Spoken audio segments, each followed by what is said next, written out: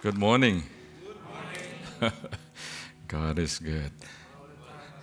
Apa Pastor Ali ada di sini? Pastor Ali Darmawan dari gereja kita City Blessing di Karawaci dan Tangerang. Oke, mungkin dia join online. Puji Tuhan, selamat datang, selamat pagi semua Bapak Ibu Saudara sekalian yang hadir di sini maupun yang join online. Berikan tepuk tangan. Luar biasa, saya senang Anda hadir di sini. Puji Tuhan, Tuhan itu baik. Amin. Saya sekali lagi ingin mengucapkan Happy Father's Day dan saya mau berdoa untuk para bapak. Tapi sebelumnya ada firman yang ingin saya bacakan. Saya ingin ini bukan khotbah saya, tapi saya ingin memberikan satu pesan aja kepada Anda semua sebagai bapak-bapak dan juga sebagai orang tua. Dan sebetulnya apa yang saya akan sampaikan ini juga buat anak-anak. Coba kita lihat di sini ya, firman Tuhan mengatakan bahwa di dalam Mazmur 127 ayat yang pertama, dikatakan demikian, jikalau bukan Tuhan yang membangun rumah, sia-sia usaha orang yang membangunnya. Siapa yang menulis ayat ini? Yang menulis ayat ini adalah Salomo. Siapa Salomo? Salomo dikenal sebagai seorang yang paling bijaksana yang pernah hidup. Salomo dikenal sebagai orang yang terkaya yang pernah hidup. Alkitab mencatat bahwa sebelum dia nggak ada orang yang sekaya dia. Sesudah dia nggak ada orang yang sekaya dia. Jadi kalau Alkitab mengatakan demikian berarti dia itu jauh lebih kaya bahkan dari Rothschild family. Tahu saudara, bukan Bill Gates, bukan Jeff Bezos, bukan Rothschild family, itu dikenal kekayaannya itu $1 triliun saudara.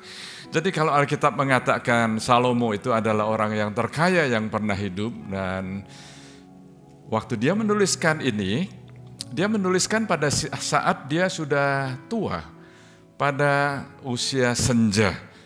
Jadi setelah mengalami semua kesulitan, semua asam garam, semua kesenangan, semua keberhasilan, semua kegagalan, semua yang dia alamin pada masa tuanya, dia tulis demikian, kalau bukan Tuhan yang membangun rumah tangga, keluarga, anak-anak. Jadi Anda baca, bahkan saya mau menghimbau Anda untuk baca Mazmur 127 ini secara keseluruhan, karena di situ Salomo bicara mengenai juga kepada anak-anak. Siapa anak-anak Anda? Siapa anak-anak kita? Baik anak-anak Anda secara jasmani maupun secara rohani, itu adalah satu warisan dari Tuhan. Warisan dari Tuhan. Amin saudara. Dan di sini dikatakan ayat berikutnya, Maliaki pasal yang keempat ayat yang keenam. Maliaki pasal 4 ayat yang ke-6 menuliskan begini, maka siapa ia di situ? Tuhan ya. Roh Tuhan akan membuat hati bapak-bapak, katakan bapak-bapak. Yang keras, saudara, bapak-bapak. Ini Father's Day ya, bapak-bapak, hati bapak-bapak. Hati bapak-bapak berbalik kepada anak-anaknya. Hati bapak-bapak berbalik kepada anak-anaknya, dan hati anak-anak kepada bapak-bapaknya. Supaya jangan aku memukul bumi sehingga musnah. Jadi saudara bisa melihat di sini bahwa dari ayat yang pertama, kalau Salomo sudah berpesan demikian, berarti yang bisa membangun rumah dengan berhasil itu sebetulnya orang yang mengutamakan Tuhan. Saya sudah hidup cukup lama, mengenal banyak hamba-hamba Tuhan, mengenal banyak para businessman, para politician dari macam-macam negara, macam-macam orang, saudara. Saya melihat bahwa ada orang-orang yang bisa berhasil di bisnis tapi nggak bisa berhasil di rumah. Ada orang yang bisa berhasil di politik tapi di rumah nggak berhasil. Ada orang yang bisa berhasil di pelayanan sekalipun tapi di rumah nggak berhasil. Saudara, kalau ujung-ujungnya tuh apa saudara? Anda bisa cari uang, bisa ada posisi, bisa macam-macam, tapi waktu pulang kemana saudara? Ke rumah. Jadi membangun rumah itu sangat penting, dan kalau di sini dikatakan maka ia akan membuat hati bapak-bapak, sebetulnya dalam akar katanya bahasa Ibrani itu bukan hanya bapak-bapak tapi parents, yaitu apa? Orang tua. Jadi bapak dan ibu. Jadi saudara perlu tahu bahwa nanti kalau sebentar saya mau berdoa buat semua saudara, khususnya para bapak, Anda mengerti bahwa yang akan saya doakan bukan cuma bapak-bapak, tapi orang tua. Dan yang saya akan doakan juga untuk anak-anak. Karena apa saudara? Saya belajar satu konteks dari firman Tuhan di dalam Perjanjian Lama. Di situ ada Imam Eli. Imam Eli dipakai Tuhan, imam besar ya pada saat itu. Dan kemudian Imam Eli itu dia membesarkan, dia mengasuh, memuridkan Samuel. Samuel siapa itu dia? Dia adalah Nabi Tuhan. Nabi Tuhan yang kemudian Nabi ini dipakai dengan luar biasa. Samuel ini yang mengurapi Daud menjadi raja. Kira-kira luar biasa apa enggak saudara? Dan saya bisa melihat di sini bahwa Daud kemudian mempunyai anak. Salah satunya ya Salomo yang tadi saya katakan. Saya melihat saudara dalam satu pola ini, saya nggak akan membahas dengan lebih detail, tapi saya hanya mau ajak Anda semua berpikir. Pikir. Bukan hanya mikir-mikir, renung-renung tanpa dasar, tapi pikir sesuai dengan ayat firman Tuhan yang menceritakan mengenai Imam Eli, yang menceritakan mengenai Samuel, yang menceritakan mengenai Daud, yang menceritakan mengenai Salomo. Mereka semua itu anak-anaknya tidak berhasil. Oh, wow. Bahkan kalau Anda pernah dengar, itu kayaknya luar biasa. 7 turunan gak habis. Salomo yang kayaknya luar biasa. Setelah dia meninggal, saudara, berantakan, saudara. Enggak sampai 7 turunan. Yang paradoks, yang anehnya, yang kita enggak bisa mengerti, ternyata justru tanpa diduga-duga, orang yang namanya Saul, Raja Saul, justru dia punya anak itu beres. Genah. Anaknya tuh bisa beres, namanya Yonatan. Wow, bisa begitu ya saudara. Jadi kalau ayat ini mengatakan hati bapak-bapak berbalik kepada anak-anaknya, ayo para orang tua, jangan cuman kerja, jangan cuman pelayanan, jangan cuman cari duit, jangan cuman berbisnis. Perhatikan anak-anakmu, karena itu adalah warisan daripada Tuhan. Anak-anak berbalik kepada orang tuamu. Jadi anak-anak juga punya peranan. Bukan berarti orang tua saya nggak perhatikan saya. Papa mama saya nggak perhatikan saya. Saudara, saya nggak tahu usia Anda berapa. Karena ada orang-orang yang sudah usia cukup tua pun nggak merasa dibapai, nggak merasa diibui, dan menimbulkan satu scar, menimbulkan satu luka di dalam hatinya, di dalam batinnya yang perlu disembuhkan. Bicara mengenai Bapak, saya mau bicara mengenai juga Bapak rohani. Bapak rohani, saudara. Minggu lalu kita didatangi oleh Bapak rohani saya, Bishop Bud Pierce. Nah, saya belajar begini, saudara. Anda pernah nggak baca di Alkitab, di situ ada silsilah. Ada silsilah, siapa, anaknya siapa, anaknya siapa, anaknya siapa. Biasanya itu orang mau tahu, Anda tuh anaknya siapa sih? Kalau ada orang tua yang mau menikahkan anak, biasanya salah satu pertanyaan yang ditanyakan juga ialah orang tuanya siapa? Benar apa betul? Mau tahu ini beres apa enggak orang tuanya? Bagaimana ini?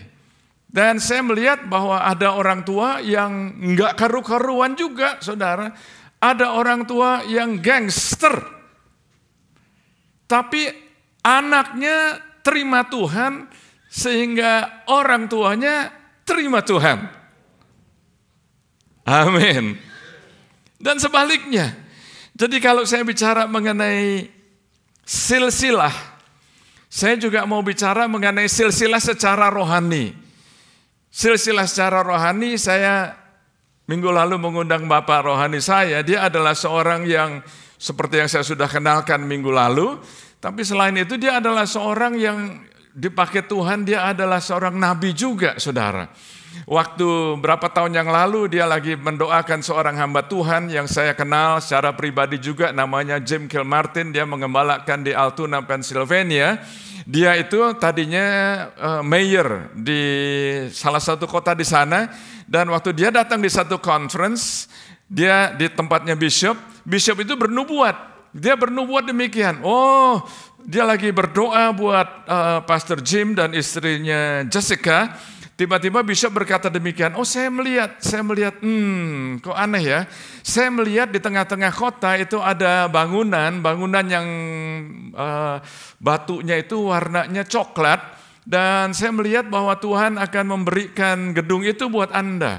Saya nggak tahu, saya nggak pernah ke sana, saya nggak pernah ke kota itu, tapi coba kamu doakan. Jadi bishop berdoa, dia dapat nubuatan, dia dapat penglihatan, dan saudara tahu, saya nggak ingat mungkin 1-2 minggu kemudian, Pastor Jim Kilmartin itu beritahu kepada bishop, betul-betul di tengah-tengah kota yang namanya Altoona itu di Pennsylvania, itu ada sebuah gedung yang namanya Brownstone Building. Dan Brownstone Building itu ternyata gereja yang dipakai oleh gereja Metodis yang dibangun di tahun 1890 berapa begitu ya. Dan sudah mengalami kebangunan rohani 3 kali di tempat itu, luar biasa sekali, dan gedung itu mau dijual, saudara. Dan singkat cerita, dia beli gedung itu. Luar biasa. Jadi sebelum terjadi sudah dinubuatkan, berarti ternyata Bapak rohani saya ini bisa dengar suara Tuhan, saudara. Itu yang kita penting, kita perlu menyimpulkan kalau Anda dengar firman. Saya nggak tahu berapa banyak saudara yang sudah mendengarkan lagi, mengulangi lagi apa yang minggu lalu Bishop Bud sudah sampaikan di sini. Baik di dalam LCI maupun kebaktian bahasa Indonesia maupun kebaktian bahasa Inggris. Saya nggak tahu, saya nggak tahu Anda sudah dengar lagi atau belum, tapi saya sudah dengar 2 kali, saudara. Karena saya mau digest, saya mau ulangi lagi, saya mau perhatikan lagi. Demikian juga bicara mengenai seorang hamba Tuhan yang mempunyai karunia nubuatan dan yang lain-lain, saudara. Ini bicara mengenai silsilah rohani. Saya masih ingat tahun 2019 kebaktian menyambut tahun baru tahun 2020, itu bishop bernubuat bahwa dia bilang, saya melihat kok ada virus ya. Virus, dia bilang, saya nggak ngerti ini, virus yang sangat dahsyat ini, nggak pernah seperti ini sebelumnya. Dan dia sampaikan itu, ada rekamannya, ada videonya, saudara. Dan itu sebelum terjadi, dan apa yang terjadi kemudian, terjadi benar-benar, saudara. Dan demikian juga silsilah rohani, saya pernah undang pastornya Bishop Bud Pierce ke sini, Pastor Charles Green. Berapa banyak saudara yang ingat Pastor Charles Green? Saudara tahu dia waktu kita pergi ke Altoona, dia banyak share, saudara, 3,5 jam kita drive sama-sama. Pastor Charles usianya 95 tahun, masih muda, saudara. Dia masih keliling-keliling dan masih khotbah, masih mengajar, dan masih travel. Saudara, jadi yang penting itu bukan bagaimana kita mulai, tapi bagaimana kita mengakhiri hidup kita ini. Are you with me? Waktu cerita-cerita itu, Pastor Charles Green ngomong begini. Sekali lagi, saudara, ini bukan khotbah saya, cuman saya percaya ini, saya mau omong dari hati ke hati, boleh ya? Supaya Anda mendapat impartasinya gitu loh. Nah, saudara, dia cerita, Brother Paul, kamu kenal sama David Wilkerson apa enggak? Saya bilang, saya enggak kenal, tapi saya tahu itu orang yang dipakai Tuhan luar biasa. Siapa yang pernah dengar David Wilkerson? Cukup banyak di sini. David Wilkerson itu adalah seorang yang dipakai Tuhan, dia mengembalakan gereja di New York. Tapi yang membuat dia terkenal salah satunya ialah waktu dia melayani seorang preman, seorang gangster di New York yang asalnya dari Puerto Rico yang namanya Nicky Cruz. Nicky Cruz itu sampai dibuat film namanya The Cross and the Switchblade. Nah, ceritanya begini, saudara. Pastor Charles Green, dia belum pernah ketemu David Wilkerson, tapi dia tahu namanya. Satu hari waktu dia sedang berdoa, Roh Tuhan bicara kepada Pastor Charles Green, dia katakan demikian, Aku mau kamu ketemu dengan David Wilkerson. Nah, dia nggak kenal, nggak pernah ketemu, nggak tahu mau ketemu di mana. Roh Tuhan bicara, kamu pergi ke restoran ini, disebutkan sama Tuhan, pergi ke situ. Lalu di sana aku akan mempertemukan kamu dengan David Wilkerson dan aku ada firman yang aku mau engkau sampaikan kepada David. Dia taat, dia pergi ke restoran, dia duduk, dan sudah berapa lama dia duduk, muncul dari pintu saudara, seorang yang namanya David Wilkerson. Pastor Charles Green sampaikan, "You must be David Wilkerson." Yes, saya ada di sini karena Tuhan suruh saya ke sini, dan ada satu firman yang Tuhan mau saya sampaikan untuk Anda. Oh ya, Pastor Charles katakan, saya seorang hamba Tuhan, saya mengembalakan di New Orleans pada saat itu ya. Oh ya, silahkan sampaikan. Pastor Charles sampaikan demikian, Tuhan bicara bahwa istrimu tidak akan mati. Itu aja yang saya mau sampaikan, yang saya dengar dari Tuhan. Istrimu nggak akan mati. That's it. Oh, oke. Lalu mereka saling tukar telepon. Saudara, istrinya David Wilkerson nggak sakit. Sama sekali, sehat sempurna. Tapi berapa bulan kemudian, mungkin 2 bulan kemudian, istrinya jatuh sakit dan hampir mati. Dokter mengatakan sudah nggak ada harapan, tinggal tunggu waktu aja, nggak ada harapan. Lalu David Wilkerson ingat, seorang hamba Tuhan yang dia ketemu di restoran, yang bicara, Tuhan bicara kepada dia, istriku nggak akan mati. Singkat cerita, istrinya nggak mati, istrinya hidup, sehat.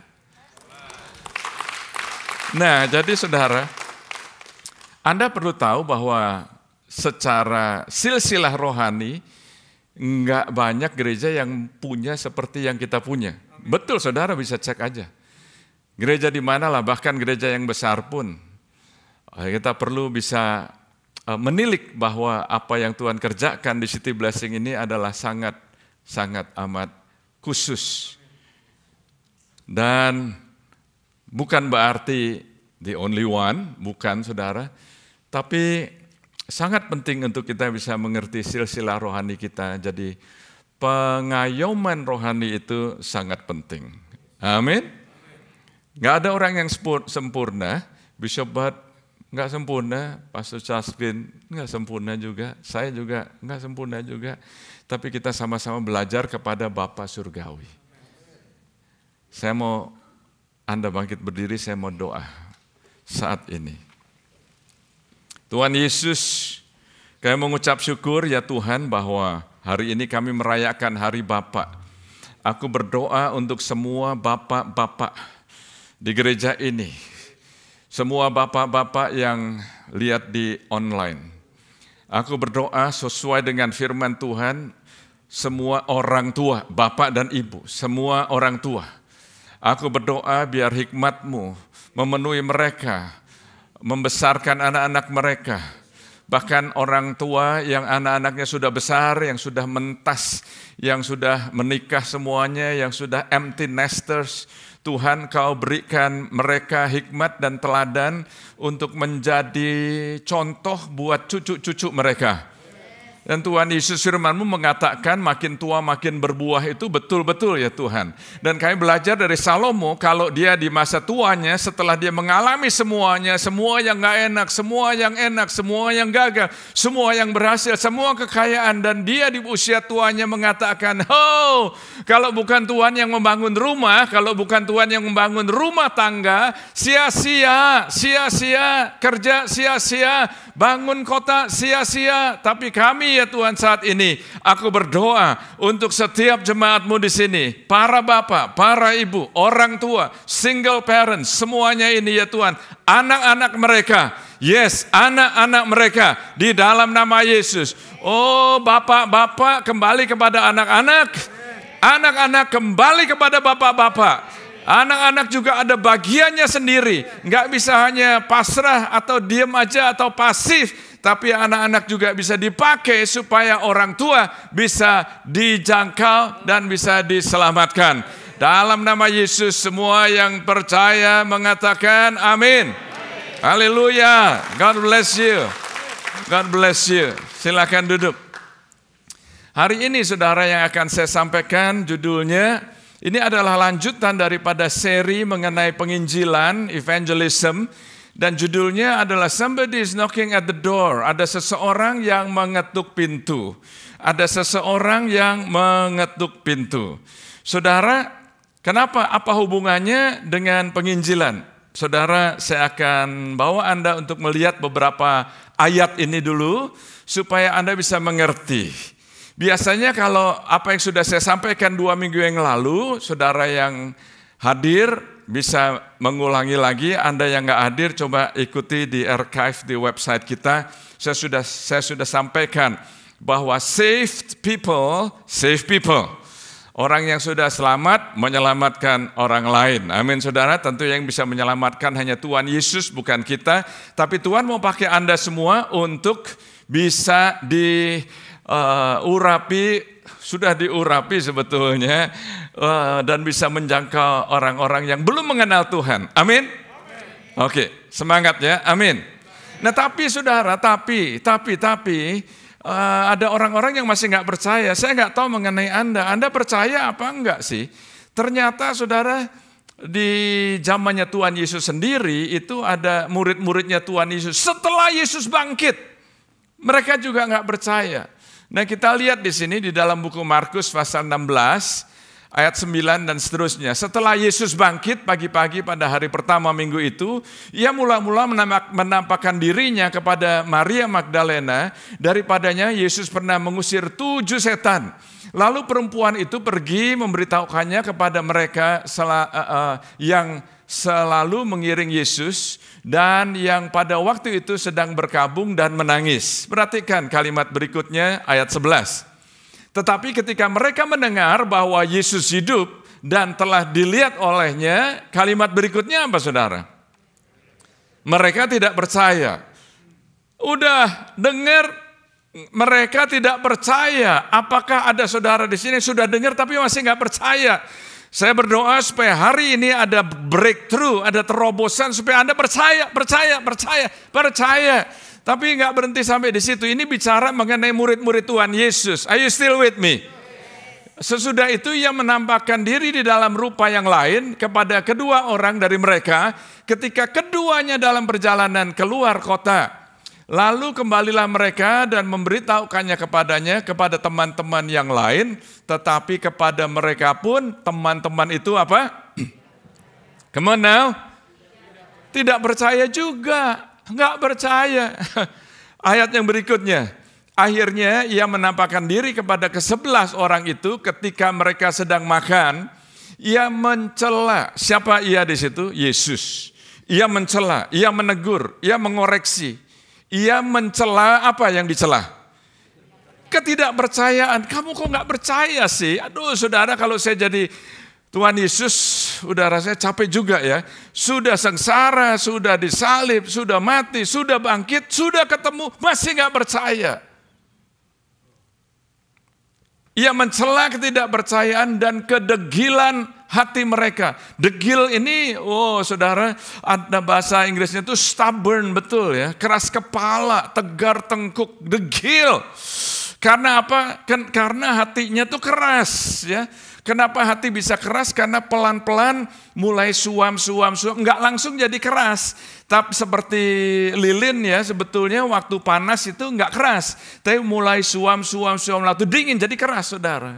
Banyak orang yang tadinya sudah berapi-api, lalu suam, lalu jadi keras. Kalimat berikutnya, dan kedegilan hati mereka, oleh karena mereka apa? Mereka tidak percaya kepada orang-orang yang telah melihat dia sesudah kebangkitannya. Nah yang saya heran, di ayat yang ke-15, Yesus bicara begini, lalu ia berkata kepada mereka, pergilah ke seluruh dunia, beritakan Injil kepada segala makhluk. Wow, Saya baca buku dari Reinhard Bonnke, judulnya Are You Flammable or Fireproof? Kalau Anda belum baca, saya mau rekomen Anda baca itu. Saya heran dengan Tuhan. Murid-muridnya nggak percaya, tapi dia kasih perintah, pergilah ke seluruh dunia, beritakan Injil, beritakan gospel. Are you with me? Come on now. Beritakan, sampaikan, omongkan, saksikan, demonstrasikan. Oh, luar biasa sekali. Tapi bagaimana ya? Bagaimana bisa terjadi kalau percaya aja enggak? Tapi turning point, katakan turning point. Titik tolaknya itu apa? Titik tolaknya itu ternyata di dalam buku Kisah Rasul pasal 2, mereka itu sebetulnya dipenuhi Roh Kudus, dan waktu dipenuhi oleh Roh Kudus, mereka menjadi berapi-api, menjadi berkobar-kobar karena Tuhan Yesus mengatakan, "Oh, engkau akan menerima Roh Kudus. Dan bila Roh Kudus turun ke atas kamu, kamu akan menerima kuasa dan kemampuan, dan kamu akan menjadi saksiku." Menjadi saksi dan bersaksi. Ada orang yang bersaksi tapi hidupnya nggak menjadi kesaksian. Ada orang yang bersaksi tapi hidupnya jadi batu sandungan. Tuhan Yesus berkata, kamu menjadi saksi lalu bersaksi. Amin. Jadi saat ini sebelum kita lanjut, saudara, saya mau Anda renungkan apa yang saya sampaikan dalam firman Tuhan ini. Ternyata ada seseorang yang mengetuk di pintu hati saudara. Masihkah Anda nggak percaya?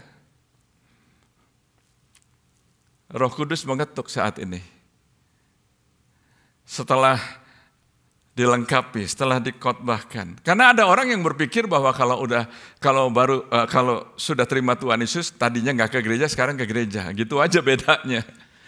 Tadinya minggu jalan-jalan, sekarang mesti ke gereja. Saudara, bukan itu. Tapi kita menghidupi kekristenan kita. Ternyata saudara, kita perlu pertama-tama itu percaya. Tapi saudara, keselamatan itu bukan hanya tentang percaya, tetapi tentang kesetiaan. Salvation is not only about believing, but about allegiance. Bahasa Inggrisnya itu allegiance.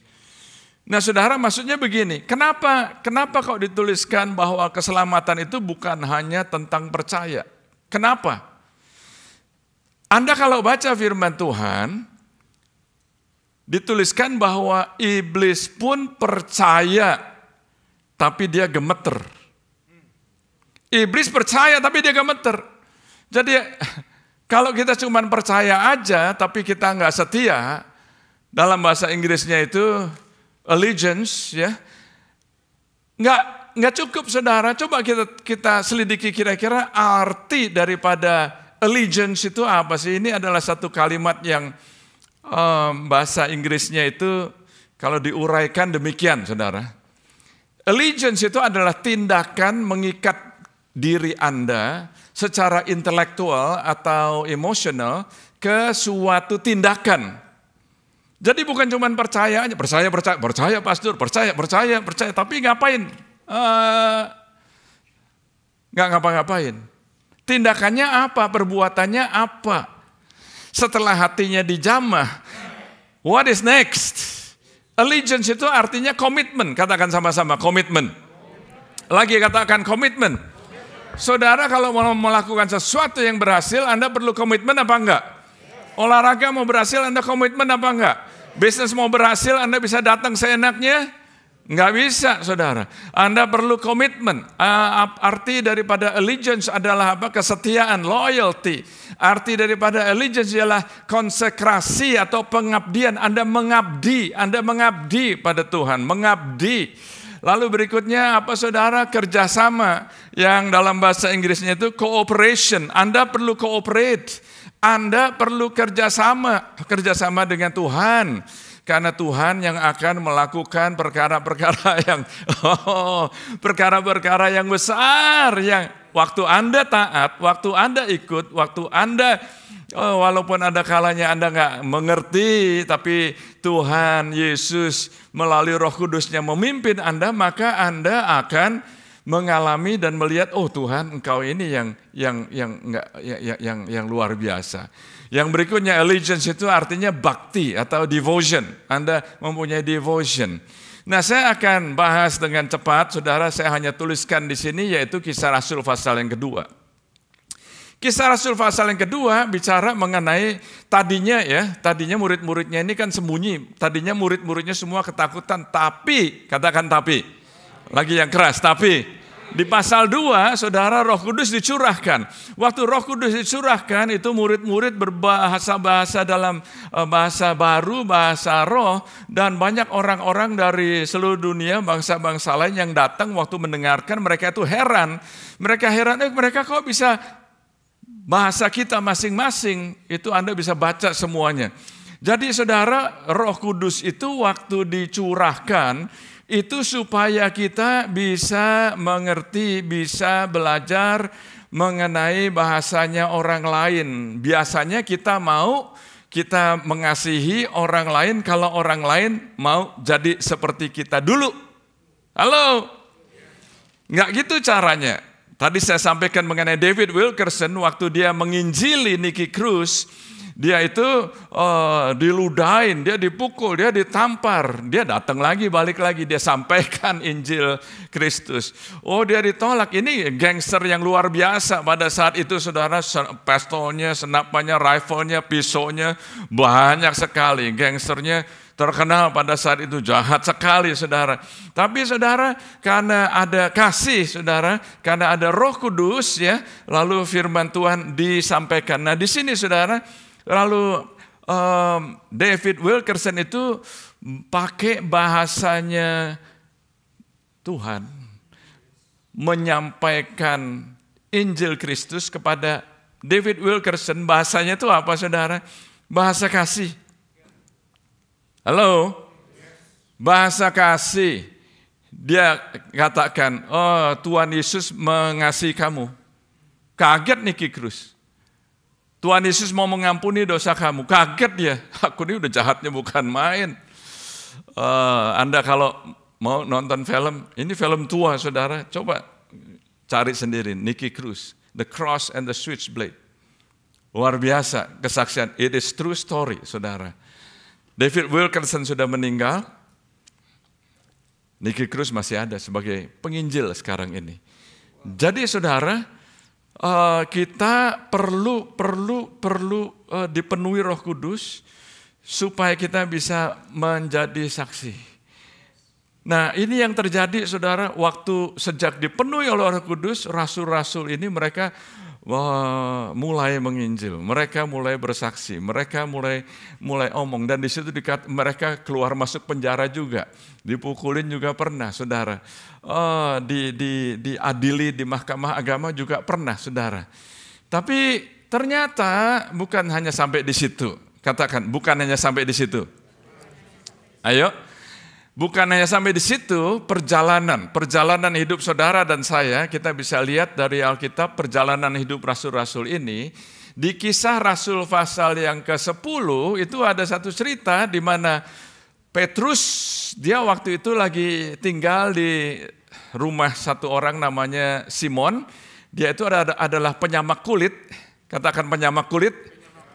Dia lagi tinggal di sana, dan waktu ini Anda baca pasal 10, di situ Anda melihat bahwa Petrus siang hari dia lagi mau makan, makanan lagi dipersiapkan, tiba-tiba dalam bahasa Inggrisnya dia mengalami trance. Apa itu trance? Bahasa Indonesianya dituliskan diliputi oleh kuasa ilahi.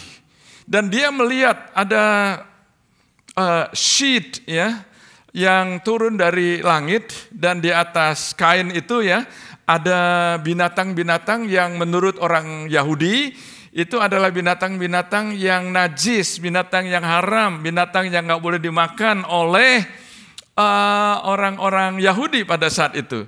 Jadi waktu dia melihat itu, dia tanya sama Tuhan, maksudnya ini apa Tuhan? Lalu ada suara yang bicara kepada Petrus, Dia katakan, kamu makan ini. Oh Tuhan, aku nggak makan hal-hal yang demikian. Aku nggak makan hal yang binatang yang najis, yang haram, yang tidak kosher.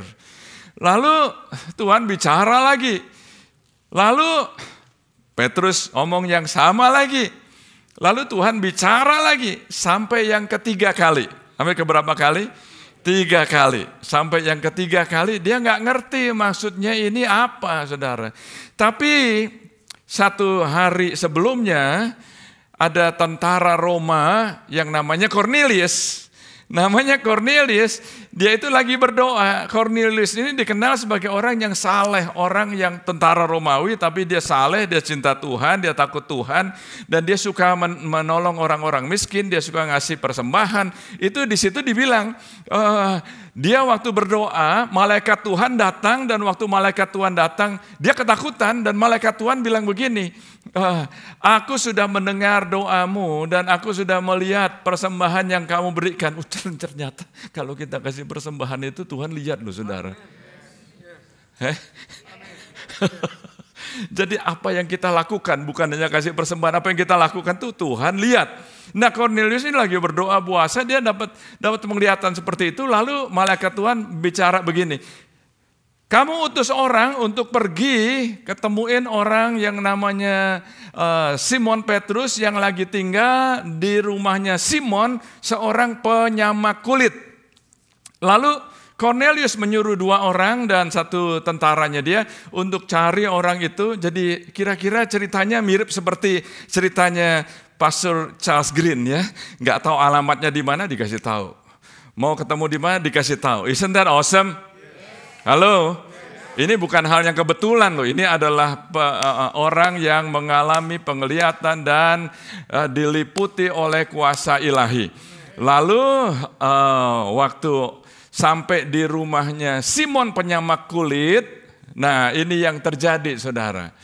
Waktu di Kisah Rasul pasal yang ke-10 ayat 17, Petrus bertanya-tanya di dalam hatinya apa kiranya arti penglihatan yang telah dilihatnya itu. Sementara itu setelah sampai di mana? Di muka pintu, orang-orang yang disuruh Cornelius dan berusaha mengetahui di mana rumah Petrus. Mereka memanggil seorang dan bertanya, apakah Simon yang disebut Petrus ada numpang di rumah itu?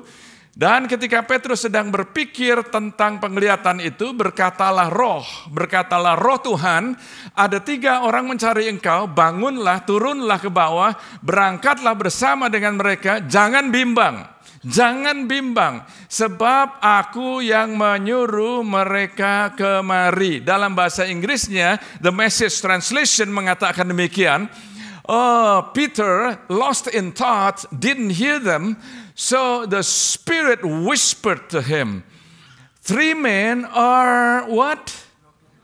Knocking at the door, looking for you. Somebody is knocking at the door, looking for you.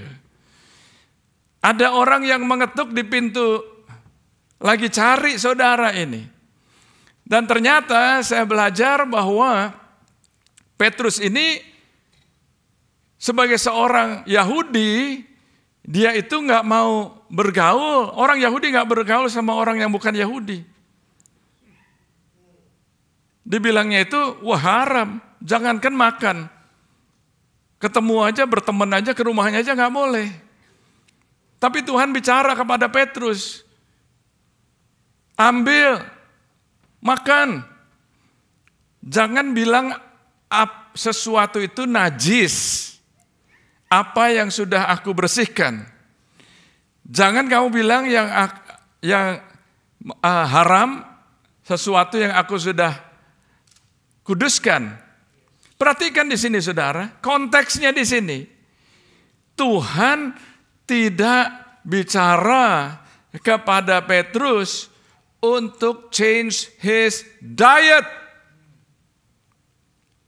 Yang ini tadinya nggak boleh makan, yang sekarang boleh makan. No. Yang Roh Kudus bicara sesuai dengan seri penginjilan yang saya sampaikan ini ialah Tuhan bicara kepada Petrus, kamu ini jangan prejudis. Kamu ini jangan bias.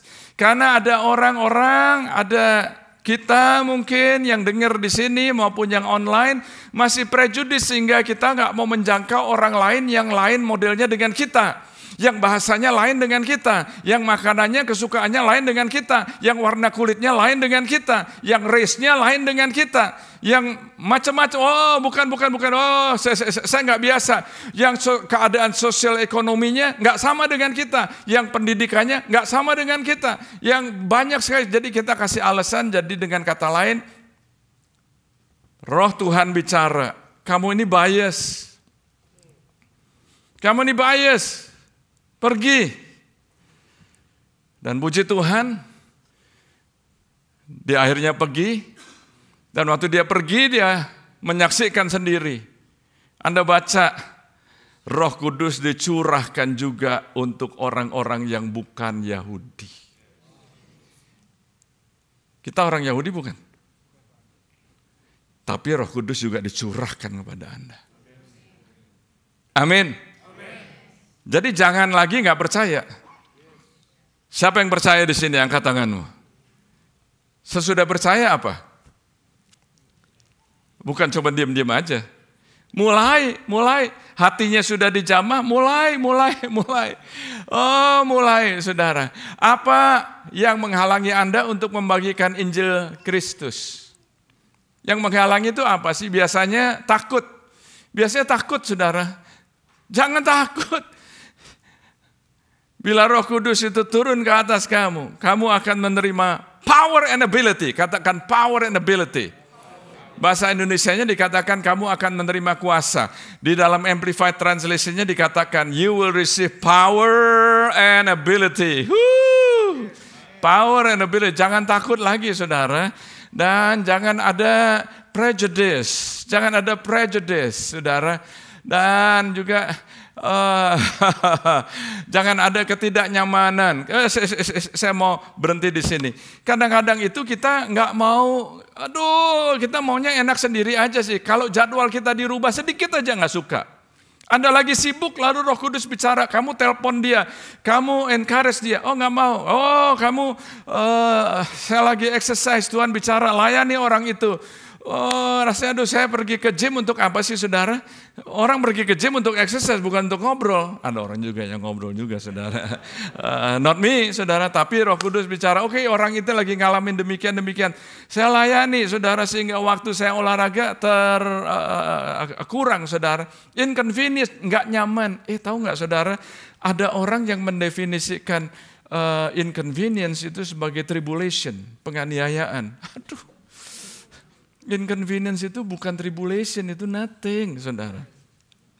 Saya masih ingat, kira-kira 11 tahun yang lalu saya diundang untuk pergi ke Rhodes.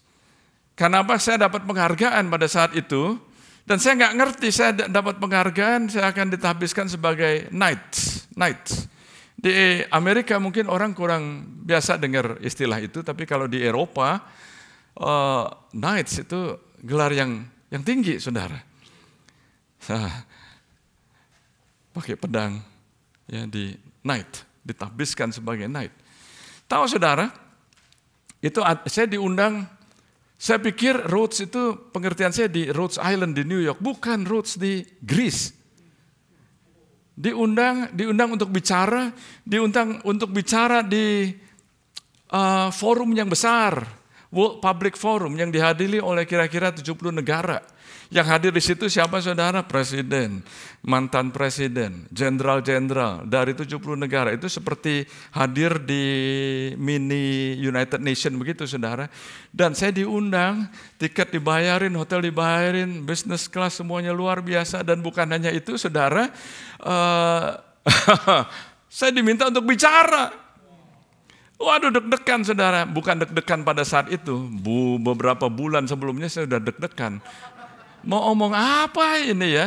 Karena semua orang yang bicara, ada raja, ada ratu, ada prime minister, ada, saudara, deg-degan. Saya berdoa dan semua orang, siapapun yang bicara hanya diberi waktu 9 menit. Wah, 9 menit bicara di tengah-tengah. Dan itu orang-orang dari bangsa-bangsa lain pakai headphone. Pernah lihat kalau ada pertemuan di United Nations dipakai itu, saudara. Jadi waktu saya ke sana itu transit namanya di Athena. Waktu transit di Athena, saya belum pernah ke sana. Dan pagi-pagi itu saya sebelum pergi ke Rhodes, ya, itu saya datang jauh lebih pagi supaya nggak terlambat. Ternyata airportnya masih sepi, saudara. Lalu saya sudah mau lewat di security-nya. Saya pikir, ini masih sepi ya. Saya mau lihat-lihat lah. Lalu saya putar. Orang di sana itu kalau ngomong pakai tangan, saudara. What happened? Bilang gitu. What happened? Terus saya bilang, well, I've never been here. I just want to look around. Lalu saya putar, saya mau jalan. Baru 3-4 langkah saya jalan, Roh Kudus bicara. You go inside now. Karena ada General Jerry Boykin di sana. General Jerry Boykin itu adalah Lieutenant General yang the founding member of Delta Force. Itu orang yang luar biasa sekali, saudara. Saya nggak pernah ketemu dia, rupanya seperti apa saya nggak tahu. Jadi setelah jalan 3-4 langkah, saya balik lagi. Kira-kira orang security mikir apa nih? Kayaknya yang ketawa sebelah sini doang, yang sebelah sini mungkin belum nangkap. Lalu orangnya bilang, now, what happened now? Saya bilang, I changed my mind. Betul, saya nggak mau change my mind. Lalu saya masuk, saya cari gate saya, itu masih sepi, nggak ada orang yang di counter penerbangan pun nggak ada orang. Jadi pas saya lihat-lihat, waduh, kira-kira gate saya ini masih jauh. Long story short, gate saya itu gate yang paling ujung ternyata. Dan tidak ada orang di dalam airport, tidak ada orang sama sekali kecuali ada satu orang yang lagi duduk di kursi lagi baca koran. Kacamatanya turunkan demikian. Saya datangi dia dengan jarak yang kira-kira nggak terlalu dekat. Saya bilang, General Boykin, dia angkat. Saya bilang, my name is Paul Tan. Saya perkenalkan diri saya. Dia bilang, oh hi Paul, have a seat. Dari sejak saat itu sampai sekarang kita jadi teman, saudara. Yes, kita kalau ngomong, kalau udah engage dalam conversation, dia panggil saya, hi buddy. Yes buddy. Sebetulnya tahun lalu dia mau datang ke sini, tapi karena ada pandemi jadi diganti jadwalnya. Nah saudara, itu acara di sana itu 4 hari 3 malam. Malam yang terakhir itu pesta, upacara, meriah sekali. Kembang apinya di Disneyland aja kalah, I'm not kidding. Karena yang hadir di situ high level government official. Malam terakhir itu adalah acara pesta dan pakai istilahnya dress code-nya itu black tie, formal dinner. Oke, saya jauh-jauh sebelum acaranya saya sudah doa, lalu mandi, ganti pakaian, lalu kira-kira 15 menit sebelum acara, karena acaranya di hotel. Satu hotel itu semuanya di blok, security-nya luar biasa, saudara. Saya mau keluar kamar saya, Roh Kudus bicara, Paul, I want to talk with you. Jelas. Oke, saya tutup. Saya masuk lagi ke kamar saya buka jas, saya berdoa. Oke Tuhan, apa yang Kau mau bicara pada saya?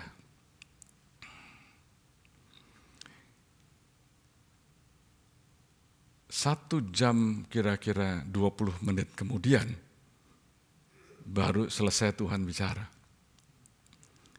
Ya pestanya sudah terlambat. Tapi saya belajar, Tuhan adalah Tuhan di atas segala presiden. Saya belajar untuk taat. Saya belajar untuk mendengar suara Tuhan. Dan waktu Tuhan bicara, saya catat. Dia bicara, kamu akan ketemu 2 orang, Dan untuk orang yang kedua, dia bicara dengan detail, lalu saya catat di handphone saya. Oke. Lalu saya keluar, orang sudah selesai makan. Saya duduk, waktu saya duduk saudara, di sebelah saya itu adalah orang yang namanya William Schumer, dia adalah Secretary General for the whole Council of Europe.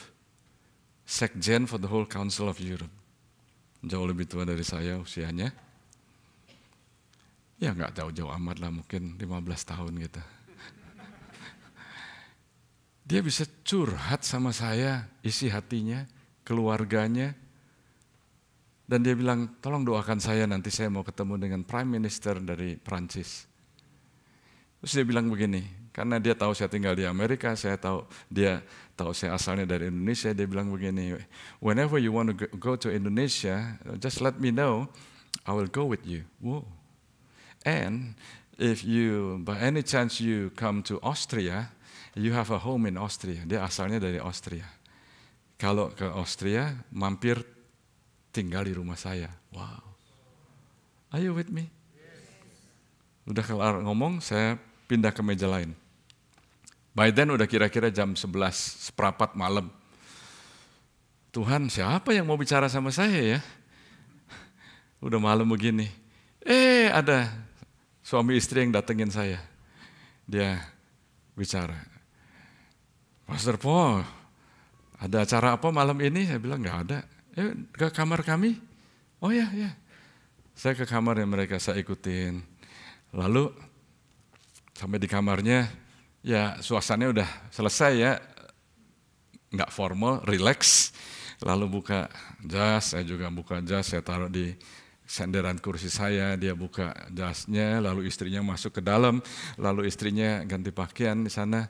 Lalu Roh Tuhan bicara, Paul, yang tadi yang kamu tulis di cellphone itu untuk orang ini. Coba sampaikan. Saya bilang sama orang ini, saya bilang, Tuhan tadi bicara sebelum saya datang ke sini, dan Tuhan kasih firman, dan firman ini buat Anda ini. Coba Anda baca. Lalu dia baca. Wow, honey, dia panggil istrinya. Come here. Paul got a word for us. Dia bilang, ini yang kita sedang gumuli selama 3 bulan terakhir. Istrinya datang. Mereka berdua itu tinggi-tinggi, saudara. Istrinya lebih tinggi dari saya sedikit. Suaminya 6'10", tinggi. Istrinya baca, wow, itu spontan. Dua-duanya itu duduk ya. Terus begini, please pray for us. Saya doakan. Saya tumpang tangan. Sampai sekarang jadi teman. Orang ini adalah orang yang pinter, orang yang berhasil. Dia usianya mungkin juga sekitar mungkin 14 tahun, 12 tahun lebih tua dari saya. Waktu dia usia 23 tahun, dia beli Aston Martin. Tahu Aston Martin? Bukan permen.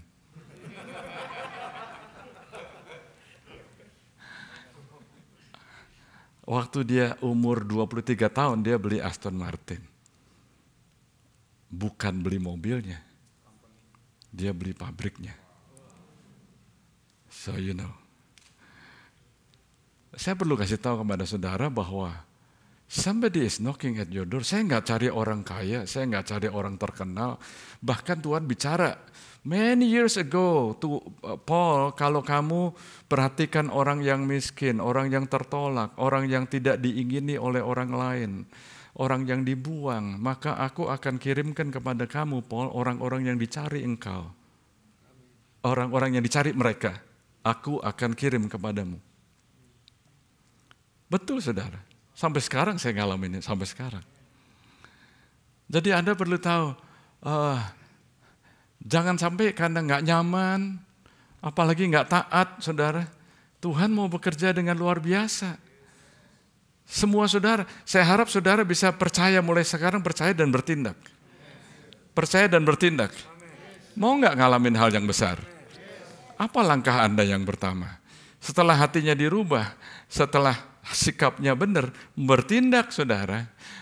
Kita perlu belajar semuanya. Yang berikutnya saudara, ketidakpedulian karena ignorance. Sebagai penutup saudara. Musician bisa maju ke depan. Sebagai penutup saya akan bacakan satu ayat dari buku Wahyu. Lihat, aku berdiri di muka pintu dan somebody is knocking at the door. Ada orang yang ketuk pintu. Lihat, aku berdiri di muka pintu dan mengetuk. Jikalau ada orang yang mendengar suaraku dan membukakan pintu, aku akan masuk mendapatkannya dan aku akan makan bersama-sama dengan dia dan ia bersama-sama dengan aku. Jadi ternyata saudara, Yesus itu bicara kepada gerejanya. Yesus bicara kepada gerejanya. Ayat sebelumnya dituliskan bahwa aku adalah yang memegang kunci Daud. Kalau aku buka, nggak ada yang bisa tutup. Tapi waktu bicara mengenai gerejanya, waktu bicara mengenai hatinya umat Tuhan, dia nggak mendobrak, saudara. Dia hanya ketuk. Siapa yang pernah lihat ada gambar Tuhan Yesus lagi ketuk? Ada yang pernah lihat gambar itu? Dia ketuk. Anda pernah perhatikan apa enggak? Di pintu luarnya itu nggak ada handle-nya. Jadi dia nggak buka paksa. Saat ini Roh Kudus bicara kepada Anda semua, ada yang mengetuk nih. Ada yang mengetuk di pintu hati Anda. Ada yang mengetuk saat ini, mau percaya apa enggak, mau bertindak apa enggak, bukan hanya cuma percaya, tapi you make an allegiance. Anda membuat tindakan yang mau berkomitmen sehingga Anda mau bertindak, saudara. Somebody is knocking at the door. Ada orang yang mengetuk, mau tunggu sampai kapan lagi? Bishop Bird omong waktu dia datang ke sini, dia bilang, saya merasa di dalam hidup kita ini ada kemungkinan, saya nggak tahu kapan, tapi Tuhan Yesus mau datang kedua kalinya. Waktu saya pergi dinner dengan General Boykin, kita berdua aja lagi ngomong-ngomong, dia bilang begini, Brother Paul, and dia bilang, saya kok merasa selama saya ini masih hidup, saya rasa kok Tuhan Yesus akan datang kembali. Wow. Waktu Bishop omong seperti itu, saya ingat General Boykin omong demikian. Saya harap kita semua ingat bahwa Yesus berkata, waktunya nggak ada yang tahu, tapi kita perlu berjaga-jaga. Mari kita bangkit berdiri. Kita bangkit berdiri dan minta pada Tuhan supaya apa yang Tuhan sudah bicara kepada kita percaya bukan cuman khotbah yang bagus. No, bukan cuman cerita yang bagus, saudara. Enggak, saudara, saya cerita semuanya ini sebagai satu kesaksian ya, saudara. Itu bukan saya, itu karena pimpinan Tuhan. Tuhan yang memimpin, Tuhan yang membawa semuanya ini. Belajar, waktu kita merayakan Father's Day, saudara welcome, saudara sambut Roh Kudus masuk. Dia cuman mengetuk. Siapa yang mau dipakai, siapa yang mau pergi, go! Pergilah ke seluruh bangsa, sampaikan kabar Injil ini kepada segala makhluk. Pergilah. Murid-murid tadinya nggak percaya. Mungkin ada saudara yang nggak percaya bahwa Anda bisa dipakai. Sekarang percaya dan bertindak. Percaya dan bertindak. Oh Tuhan Yesus, kami mengucap syukur ya Tuhan. Kami mengucap syukur karena ya Tuhan, Oh, Engkau sudah memberikan kepada kami. Amin, can you help me? Can you hand me that? Engkau sudah memberikan kepada kami ya Tuhan. 2 minggu yang lalu saya sampaikan mengenai life jacket. Masih ingat saudara? Lihat ke depan sebentar. Life jacket masih ingat saudara? Oh, ya Anda punya life jacket. Berikan kepada orang yang lagi mau tenggelam, lagi mau kelelep, drowning di dalam keputusasaan, lagi mau kelelep dalam hal mungkin bangkrut, mungkin goncangan, keluarga, mungkin lagi ngalamin krisis ekonomi, mungkin lagi babak belur hidupnya, mungkin gak ada harapan. Anda punya harapan, jangan disimpan aja. Kasih kepada mereka. Mereka yang perlu kehidupan, yang bisa merubah mereka, membawa mereka mengalami damai yang dari Tuhan. Tuhan, saat ini saya bukan hanya mau berdoa untuk berkat, tapi saya mau berdoa untuk pengutusan. Saya mau mengutus saudara. Siapa di sini yang mau pergi? Angkat tanganmu. Siapa di sini yang mau pergi? Angkat tanganmu. Anda mau menjadi saksi. Anda mau memberitakan Injil Kristus. Mau menyampaikan, yes. Jangan hanya kumpul-kumpul seperti para rasul, tinggal di Yerusalem aja terus. Tapi kemudian saudara, Petrus diutus untuk pergi ke bangsa-bangsa lain. Saudara, bukan berarti Anda harus pergi ke bangsa-bangsa lain aja, saudara. Pergi ke teman yang belum terima Tuhan. Telepon, teks, kirim email. Oh, apapun saudara, beritakan Injil Tuhan kepada mereka yang belum mengenal Yesus. Haleluya, aku utus mereka sesuai dengan firman-Mu di dalam nama Yesus. Haleluya, amin. Amin. God bless you.